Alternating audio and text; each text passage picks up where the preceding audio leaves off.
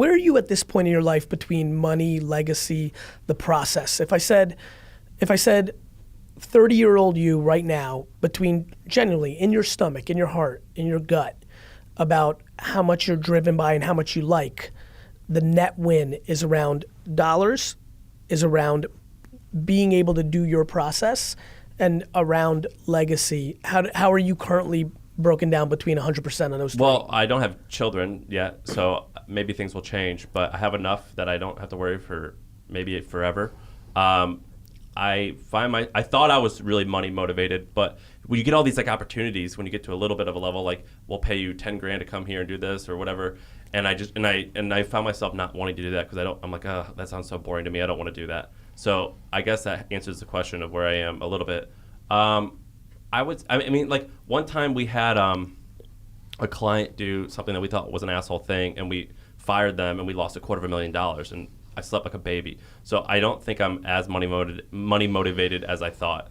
Do you think that's because you checked some sort of box for yourself along the way versus 20-year-old you? No, here's what I say. I think I had fuck you money when I had 10 grand. Yeah, I get that. You I understand. Yeah, I do know that. Like, and then once I was like, wait a minute. I still don't think I've ever been more rich than when I was doing baseball card shows at 13. Because $3,000, $4,000 when you're 13 and you came from nothing, I thought I had like $1 trillion. I remember when one day I sold hot dogs and I had a grip of cash. It was like a grand. A grip. Yeah, it was just a grip. It was like, I call it a grip. Let me get that grip. And it was because I had like a jar here or tips, and I had like a grand in $5 bills, and I was like, this is fucking money. This is it. I was like we called it hood rich. And where did you grow up again? In St. Louis, Missouri, but then I lived in Nashville, Tennessee. But I grew up with a lot of like poor people, and that's why I talk like this. But I felt. Did you like it? Did you think about? I was happy. So in Nashville, I lived across the street from the projects, and we would hang out all the time. And how old were you then? 19 to 21, 18 to 21, and I would just hang out there with my buddy Rydell, and we would just chill and just sit on. That was the most. I was my happiest when I had nothing, which is weird, right? No, I think it's not weird at all. But and what you guys talk about? Just shoot like guy talk, girls, sports, just random shit, or would you talk about dreams?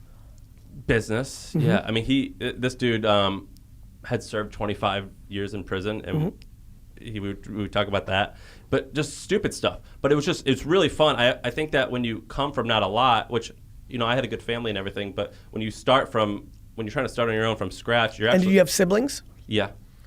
I have siblings, older brother and older sister. You were the youngest. Mm-hmm. Yeah. I think when you start from not a lot, it's actually a huge advantage, and you could be a lot happier that way. I think if you're born into a wealthy family, the likelihood of like depression might actually be higher. I think so. You know what I mean? Based on our societal norms right now.